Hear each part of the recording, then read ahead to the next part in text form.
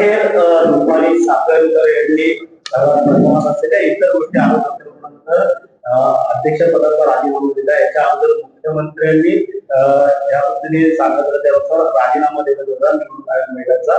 मात्र त्यावरती आता विकास लवांडे देखील अनेक आरोप करताना पाहिलं जातं. दमाने विकास लवांडे म्हणतात की जशी काय उपकारच केली काय अशा प्रकारचे आता टीका करायला. विकास लवांडे गांडुळासारखी आपली वळवळ बंद करा.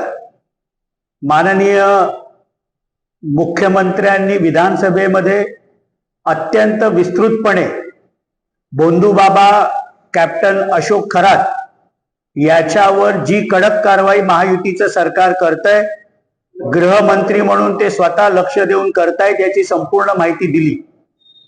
भोंदूबाबा कॅप्टन अशोक खरात याला मदत करणाऱ्या प्रत्यक्ष अप्रत्यक्ष प्रत्येक व्यक्तीची चौकशी होईल व त्याच्यावर कठोर कारवाई केली जाईल अशा प्रकारची स्पष्ट भूमिका ही महायुतीच्या सरकारची आहे.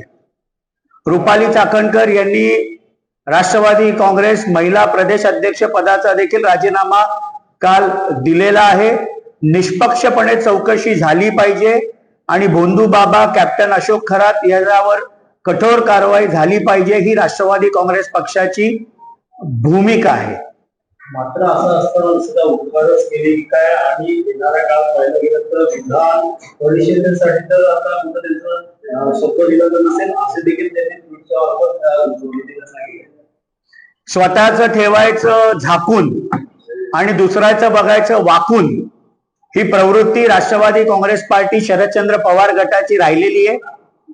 पहिल्या दिवसापासून सातत्याने आरोप विकास लवांडे करत आलेले असते. आज तर त्यांनी प्रांताध्यक्ष खासदार सुनील तटकरे यांना सहआरोपी करा अशा प्रकारचा आरोप केला. मला तर ही शंका येते की त्यांचे युवा नेते आमदार रोहित पवारांच्या सांगण्यावरनं त्यांनी हा आरोप केला नाही ना.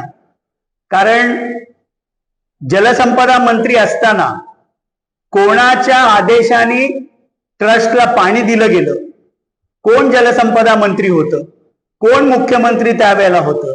जलसंपदा मंत्री विकास लवांडेजी त्यावेळेला जयंत पाटील होते आणि जयंत पाटील प्रांताध्यक्ष असताना अनेक त्यांचे फोटो आणि भेटी त्यावेळेला भोंदूबाबा कॅप्टन अशोक खरातकडे झालेले आहेत.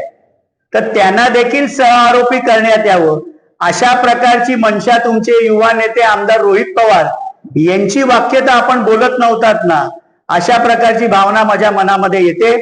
राष्ट्रवादी काँग्रेस पार्टी देखील मागणी करते की सहआरोपी म्हणून तत्कालीन जलसंपदा मंत्री आणि प्रांताध्यक्ष त्यावेळेचे राष्ट्रवादी काँग्रेस पक्षाचे जयंत पाटील यांचे देखील अनेक फोटो विविध वेळेला कॅप्टन खरातला भेटल्याच्या त्यावेळेच्या त्यांचे व्हिडिओज हे उपलब्ध आहेत. तर त्यांना देखील याच तत्वाने सहआरोपी करण्याची मागणी विकास लवांडेने एसआयटी कडे करावी.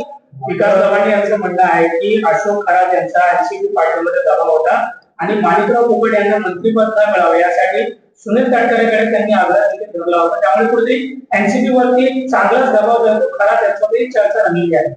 राष्ट्रवादी काँग्रेस पक्षाचे सर्व निर्णय आमचे राष्ट्रीय अध्यक्ष उपमुख्यमंत्री माननीय अजितदादा पवार साहेब घ्यायचे. आता ती निर्णय घेण्याची संपूर्ण जबाबदारी ही राष्ट्रीय अध्यक्ष व आताच्या राज्याच्या उपमुख्यमंत्री सुनेत्राताई पवार हे आमच्या पक्षाचे निर्णय घेतात. कॅबिनेटमध्ये राष्ट्रवादी काँग्रेस पक्षाच्या कोट्यातनं कोणी मंत्री व्हावं हा सर्वस्वी निर्णय त्यावेळेला माननीय अजितदादा पवार साहेब घेत होते आणि आता तोच निर्णय माननीय सुनेत्राताई पवार घेतात. आमचा पक्ष हा सुनेत्राताई पवारांच्या नेतृत्वाच्या खाली पुढे चाललेला आहे. पण तुमचा पक्ष नेमका कोण चालवतं? राष्ट्रीय अध्यक्ष म्हणून आदरणीय शरदचंद्र पवार साहेब का राष्ट्रीय कार्याध्यक्ष म्हणून संसदरत्न खासदार सुप्रियाताई सुळे का प्रांताध्यक्ष म्हणून शशिकांतजी शिंदे? तुमचा पक्ष नक्की कोण चालवतं याचं उत्तर विकास लवांडेंनी द्यावं का युवा नेते रोहित पवारांनी संपूर्ण पक्ष त्यांचा हायजॅक केलेला आहे? तुमचं म्हणणं आहे की विकास लवांडे जे बोलतात त्याला मुभा देते, मात्र इतर लोक नेते बोलत नाही. म्हणून मी म्हटलं ना की युवा नेते आमदार रोहित पवारांनी लिहिलेली स्क्रिप्ट ही विकास लवांडे बोलतायत. त्यांचा पक्ष नेमका कोण चालवतं हे त्यांनी आधी सांगावं. आमचा पक्ष राष्ट्रवादी काँग्रेस पार्टी, आमच्या राष्ट्रीय अध्यक्षा व राज्याच्या उपमुख्यमंत्री माननीय सुनेत्राताई पवार हे सर्व निर्णय आमच्या पक्षामध्ये घेत असतात. त्याप्रमाणे यांचं देखील म्हणणं आहे की राजीनामा आम्ही सर्व सामाजिक कार्यकर्ते एकत्र राजीनामा घेतला. दिलेला राजीनामा खेचून घेतलेला राजीनामा 2 वेळी असतील इतर असतील सर्वांचे सह आरोपी म्हणून चौकशी करावी असे अशा आहे की पक्षाच्या प्रदेशाध्यक्ष पदाचा राजीनामा रुपाली चाकणकरांनी राष्ट्रीय अध्यक्षांकडे दिलेला आहे. आमच्या पक्षाचे निर्णय हे सर्वस्वीपणे आमचा पक्ष घेत असतो. अंजली दमानियांकडे किंवा बाकी सामाजिक कार्यकर्त्यांकडे जे ज्या काही ह्या विषयामध्ये भोंदू बाबा कॅप्टन अशोक खराताच्या बाबतीत माहिती असेल तर त्यांनी ती SIT ला द्यावी. SIT मार्फत त्यांनी दिलेल्या प्रत्येक माहितीची निष्पक्षपणे चौकशी होईल. मात्र 450 कोटी रुपये संपत्ती कुठून जमा केली याची देखील चौकशी करावी असे अनेक नेते त्या ठिकाणी मागणी. सुषमा अंधारे थेट सांगितलेलं आहे की आरोप केलेला आहे की निलेश चाकणकर आणि चौधरी नावाच्या व्यक्तीसोबत 450 कोटीची कंपनी आहे. त्यामुळे एकंदरीत चौधरी तुतकर यांच्या जवळचा जो ज्या आहे संपत्ती सर्व चौकशी व्हावी असं SIT देखील सुषमा अंधारेंनी शिवसेना पक्षामध्ये असलेल्या अंधारावर थोडा प्रकाश टाकावा.